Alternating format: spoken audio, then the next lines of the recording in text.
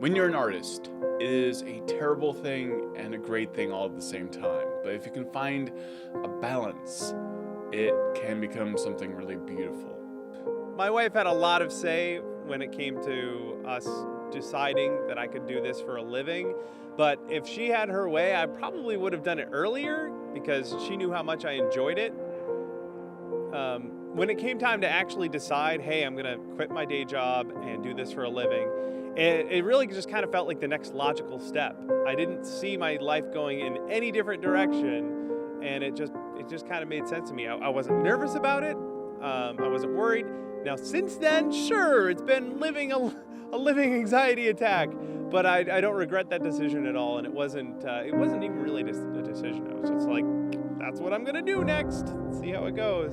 When Bill finally made the big step and started his own business, I said, finally. It's about time. I wanted him to do it 6 months prior, but he was just clinging to his day job as long as he could. One day he decided to take his 2 weeks off, paid time off from work, and try and build stuff for a living. After that 2 weeks, he went back to work and put in his 2 weeks until he was going to quit.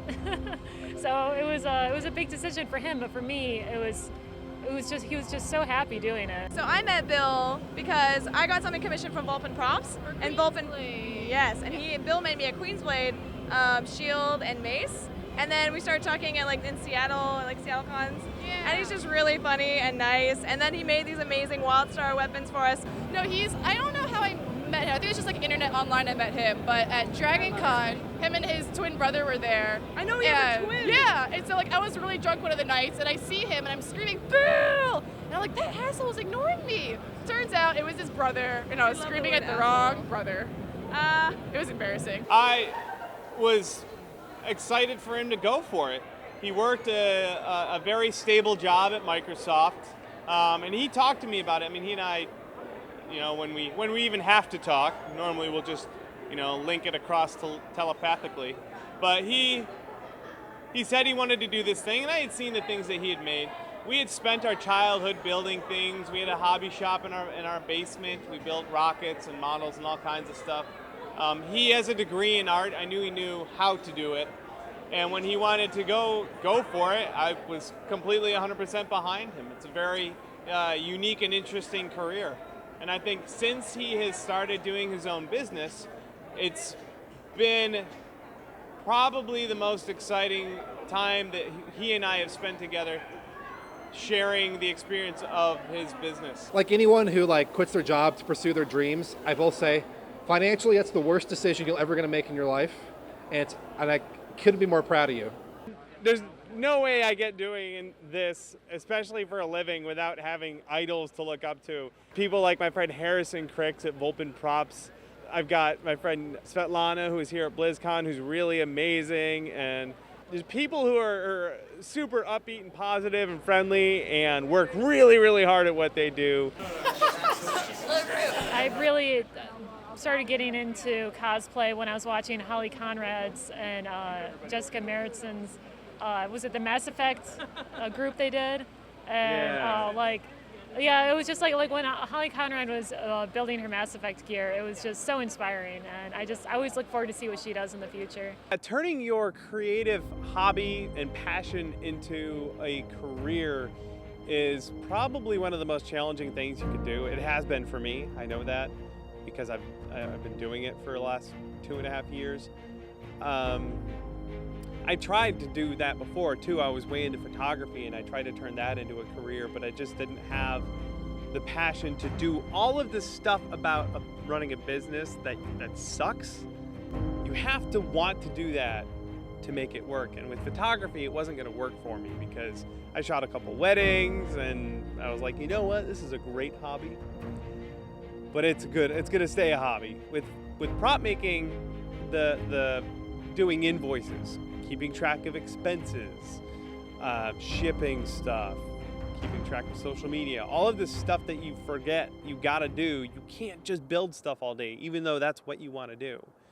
You gotta be passionate enough about that part to want to do the other crappy parts to make it work, and that's been the massive challenge for me. Over a year ago now, he messaged me on Facebook and said, hey, I'm coming down for Kamikaze in Los Angeles. Do you mind if I crash on your couch? Sure, why not? And started hanging out a lot more then, and I told him I was looking for a place, and he said, come on up to Seattle. And as an incentive, told me I could use his shop space. So now we're shop mates. And now he posts videos of me getting hit in the face with foam guns. It's just been this amazing experience to see him progress. And it's very hard not to relate to what Bill has gone through, because I'm going through the exact same thing as a filmmaker right now. What's interesting about Bill is that not only is he this accomplished artist, but he's also this incredible person. It's been awesome. For the past year that we've been out here, we've gone to, 5 more conventions than we ever have before in just 1 year. And getting to use Bill's shop and getting to use Bill's expertise has been phenomenal. Like, he knows what he's doing, and even if we're stubborn about what we think is right, we know who to go to for that information. It's also good just having a lot of different friends that are into this to bounce ideas across and to help inspire us, because every now and then someone will make something new and then you've got to throw all of your ideas out the door because they've just become insignificant and you've got to try something different. The most crushing thing is, what if tomorrow everyone decides that they don't like the things I make anymore? Like, what if that happens? Like, I think that every day. What if no one likes the things I make at all, and they've decided not to pay me for the stuff I make? Then this whole thing I've built over the last 2 or 3 years, it just crumbles to dust, and then what do? I don't know. I don't have a plan B. My wife definitely keeps me normal, because she's a very consistent person. She's not like my life, especially in the running your own business. There are a lot of peaks and valleys, a lot of high points, a lot of low points, and Brittany keeps me closer to a normal, a lot less peaks and valleys, a lot more just life is okay, everything's normal, let's keep going at this level instead of riding that crazy roller coaster. I am so very proud of him.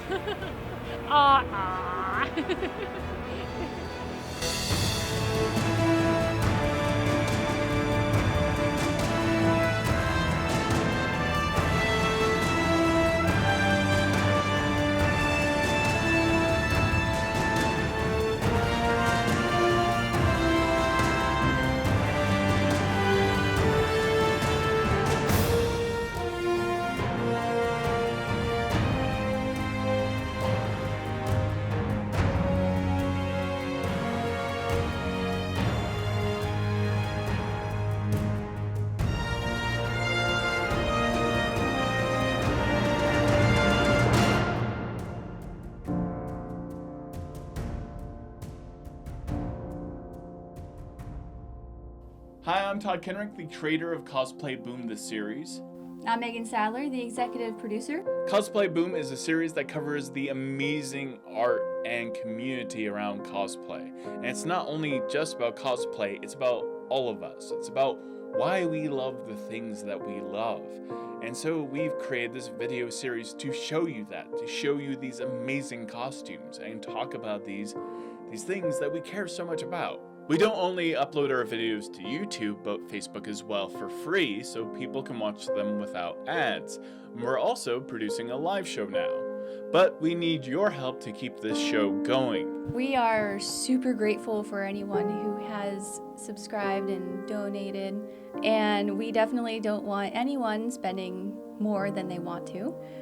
So we're actually only looking to get between $1 and $5 donations. And we just really love doing this, and we've made a lot of friends along the way. Making a documentary like this and also a live show is incredibly expensive.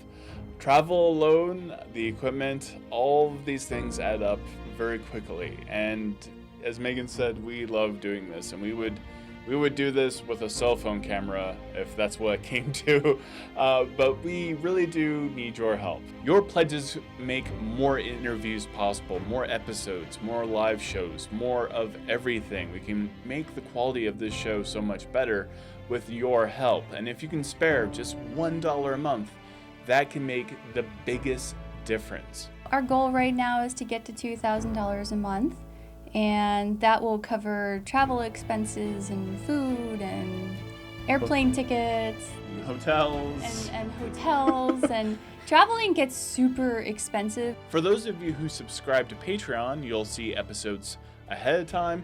You'll see live shows only dedicated to Patreon subscribers, Google Hangouts. We have lots of pledge rewards as well, including, the original song created by Sam Hulick, our theme song, which is awesome. We are going to have t-shirts and posters made and all kinds of other rewards for those that are part of our Cosplay Boom community. We upload our videos for free. If you enjoyed this video and this documentary series, please consider donating as little as $1 a month.